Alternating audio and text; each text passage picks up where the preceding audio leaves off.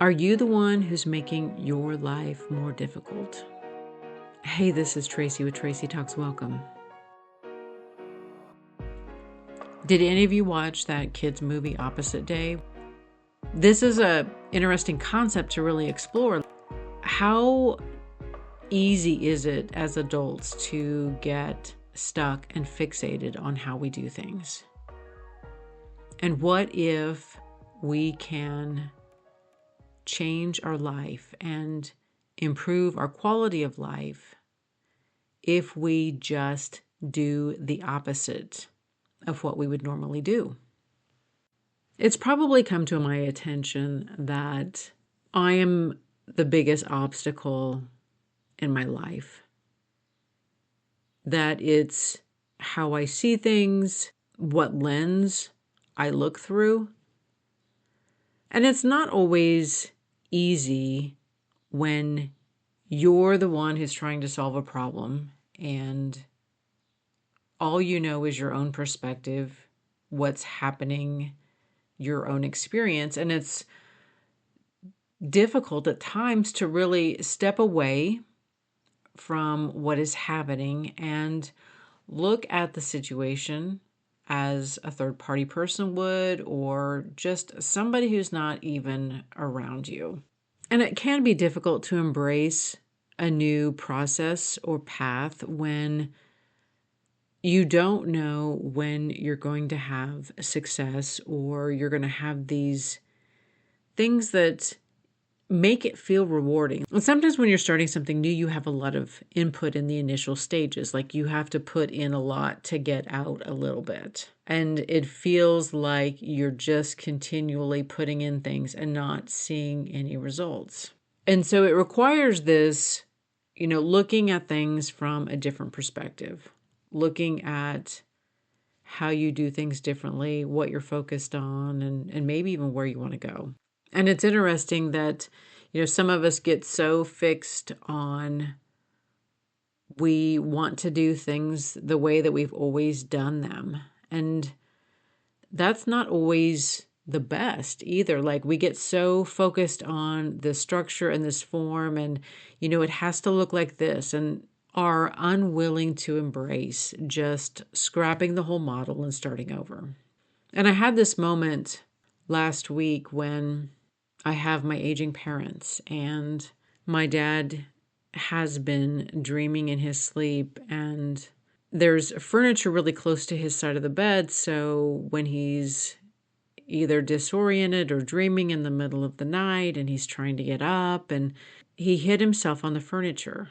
And I was listening to my mother talk about the situation. This is a piece of furniture that my dad made. It's a large piece of furniture. It's solid walnut. And he made this detailed edge around the top lid, which means that if you hit it, that oftentimes it's going to break the skin. Like it's kind of sharp. It's not, but it's still, if you hit it just right, you can easily break your skin. And I was listening to my mom talk about this, trying to figure out a way to basically either put some type of padding on the top of this, or I was imagining her trying to wrap it in bubble wrap, so when he does get up in the middle of the night and he's not going to run into it. And she's working through however she's going to cover this piece of furniture. And I listened to her for a couple of minutes, and then I said, well, why don't you just switch sides of the bed? Oh, well, I guess we could do that. And it's interesting that when you talk to somebody and they just are so structured in how they think, like, nobody made the rules as to what side of the bed you have to sleep on. Like, why do we have these imaginary rules that we have in our life? And why are we so afraid to make a change? Especially about sleeping in a bed and who sleeps on what side and who does what and all of these weird, like, I don't know, are they superstitions? Like, what are we afraid is going to happen if we switch sides of the bed? And I also suggested I have like my certification in moving furniture. I consider myself an expert. I can even move your furniture around. So there isn't anything in his way or that could obstruct his path when he gets up to the bathroom, whatever. Like, I can move things around. Again, why are we so resistant to just making small little shifts and changes? They have different preferred temperatures, as do, I don't know where each of you are in your life, what ages you are. I know for myself, I prefer to sleep in an extremely cold room. Like 62 degrees is my optimal sleeping temperature, that my body doesn't heat up and I sleep better. And even having this discussion with my mom, she was talking about, well, I would like to have the fan at night. I'm a little hot, but he doesn't want any air blowing. And my response was, you have 2 other beds in the house. Why do you have to sleep with him? You guys are in your 80s. Why are we still so focused on this very defined way of living? We've lived like this forever and we can't change. Even though her needs have changed, even though her preferences have changed, there's still this level of her where she's like, I can't put my needs above whatever this is, whether it's, I don't know, her relationship concept or what it means to be a wife or what it means to be a partner. I don't even know because I don't understand it. What seems like sometimes to me is an unconscious response. I'm seeing this in relationships a lot because I don't want to get to this point ever again where I lose myself, where the relationship is the primary focus and I dismiss my own basic needs because of the relationship.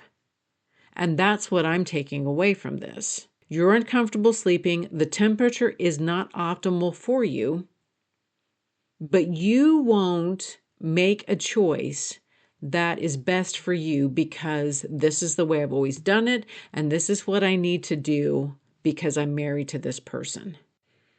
I don't find this behavior cute. I don't find it endearing. I don't find it like, oh, look how sweet. They've been married for 60 years and they still want to hold hands. No, that's not this situation here. There's more examples of denying my own best interest. I mean, this isn't just a silly want. This is like your sleeping is impacted and you're not willing to make a choice that's best for your health and well-being. And how many of us are actually doing this?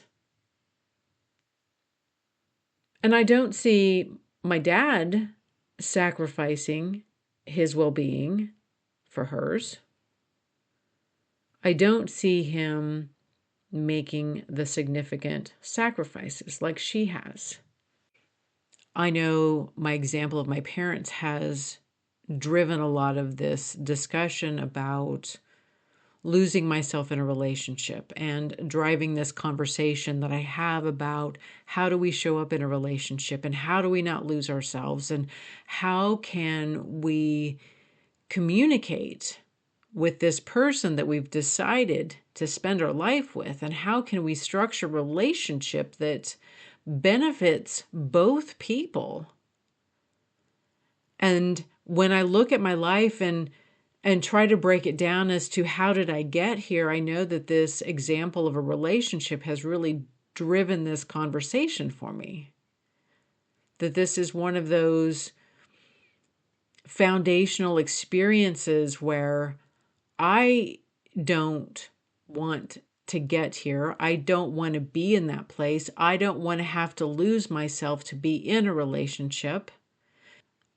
I notice it in other people because it was such a prominent characteristic of my life. And how do we not get here? And if we get here, then how do we take steps to get out of here? Like, not everybody has to get divorced, but you certainly have to be with a partner who wants to communicate and wants to find some way to come to a resolution, or at least hear your needs and see your needs and prioritize what you need and what you want.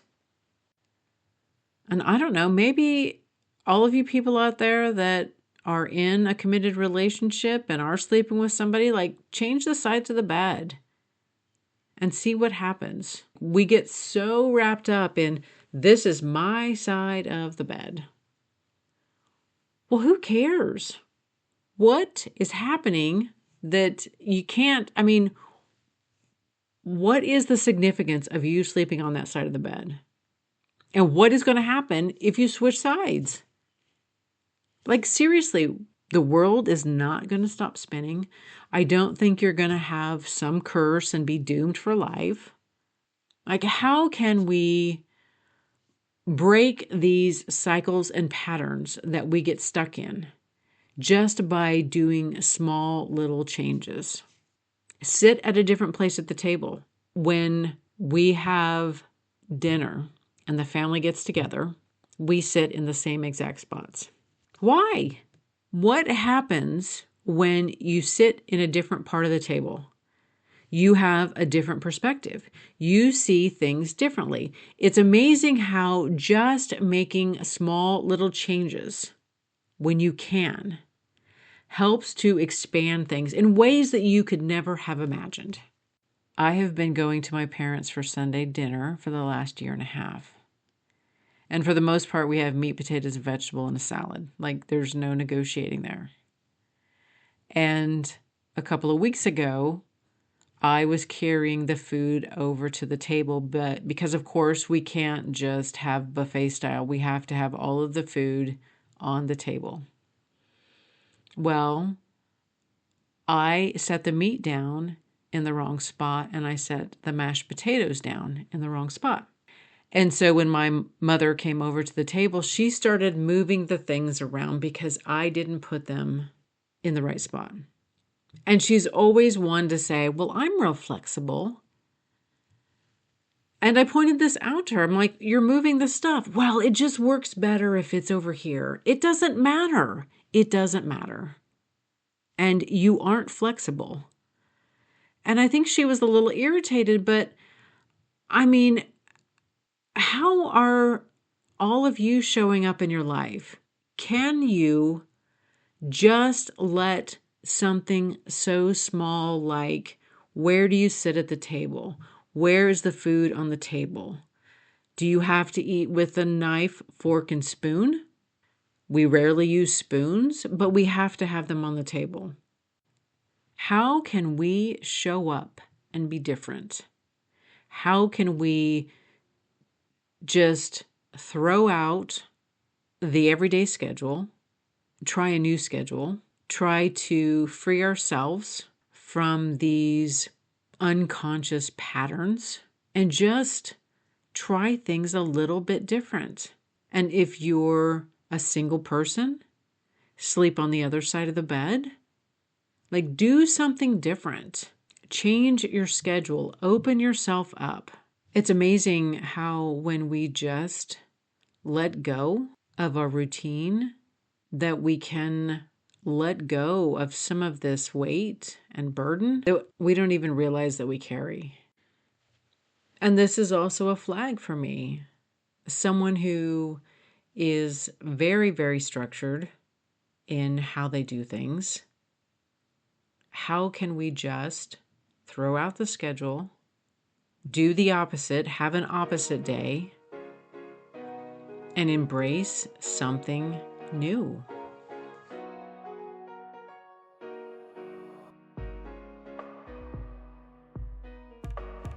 Thank you for listening to this episode of Tracy Talks. Remember to rate, review, and subscribe, and share with others who would enjoy listening to this podcast. Friends can find Tracy Talks available on iTunes, Spotify, Substack, and YouTube.